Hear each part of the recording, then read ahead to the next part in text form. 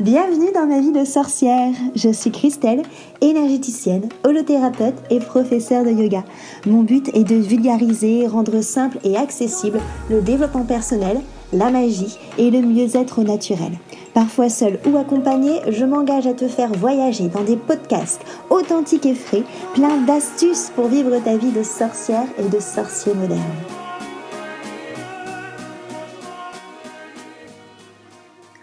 Bonjour à tous, bienvenue autour de mon micro enchanté dans ma vie de sorcière. Je suis Christelle et aujourd'hui je vais vous parler de nos sous-personnalités.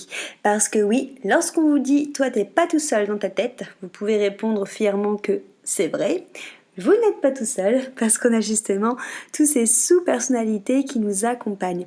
Alors qu'est-ce que c'est ? En fait, il faut que vous imaginez qu'à l'intérieur de vous, vous avez des personnages internes qui viennent interagir suivant les différentes circonstances face aux différentes personnes qui sont en face de vous pour vous protéger de différentes blessures.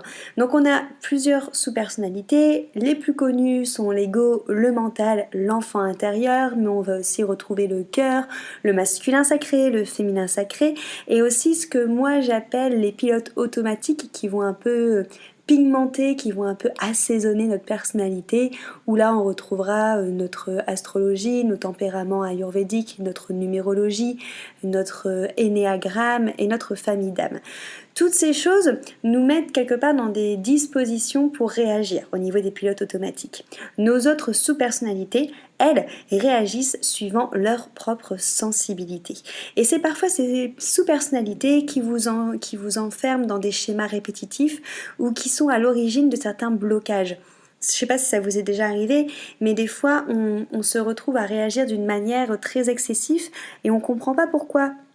On ne sait pas ce qui s'est passé, qu'est-ce qui a déclenché en nous une telle tristesse, une telle colère, une telle injustice, rejet, abandon, et c'est souvent l'une de ces sous-personnalités. C'est pour ça que c'est intéressant de savoir qui compose notre personnalité, qui est à l'intérieur de nous et avec quelle problématique, avec quelle blessure.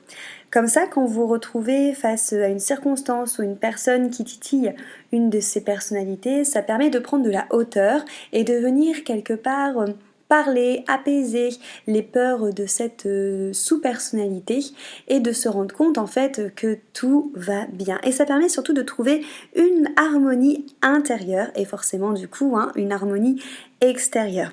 En fait, ça permet vraiment de venir organiser quelque part à l'intérieur de nous toutes ces personnes et de venir les organiser avec sensibilité afin de les apaiser, de les transformer et en fait de créer tout simplement une super équipe intérieure qui gouverne votre vie et vous permet d'aller vers vos objectifs, vers vos missions avec une bonne entente. Parce qu'au plus justement vous allez savoir prendre du recul et comprendre ces sous-personnalités, au plus ça va devenir facile de vous comprendre vous, mais aussi au plus ça va devenir facile de comprendre les autres. C'est quelque chose qui moi personnellement m'a beaucoup aidé quand je me suis rendu compte que ma blessure du rejet était liée à mon enfant intérieur, quand je me suis rendu compte que mon côté très intransigeant, très carré était lié à mon masculin et que ma peur de la trahison était liée à mon féminin. À quoi ça sert de savoir ça ? Ça vous permet en fait tout simplement de vous apaiser, de quelque part prendre de la hauteur sur vos émotions, de vous rendre compte que c'est pas vous en globalité qui ressentez ça, mais que c'est une partie de vous. Donc soit vous vous connectez à elle en méditation ou vous vous aidez d'un professionnel, soit vous pouvez tout simplement aller vous reconnecter à une autre partie qui elle sera beaucoup plus sereine dans cette circonstance.